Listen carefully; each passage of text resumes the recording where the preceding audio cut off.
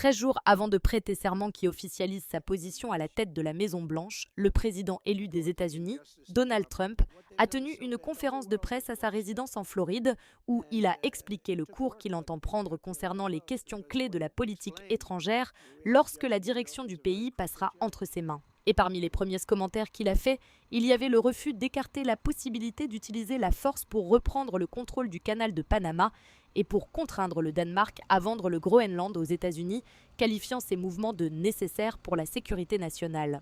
De plus, il y a eu une menace ouverte à l'égard du Hamas. Le républicain a appelé à la libération des otages pris par le Hamas il y a plus d'un an, déclarant clairement 6 fois que sinon, la terreur suivra. Je ne veux pas nuire à vos négociations. Mais s'ils ne sont pas libérés avant que je prenne mes fonctions, la terreur engloutira le Moyen-Orient et ce ne sera pas une bonne situation pour le Hamas et honnêtement pour quiconque.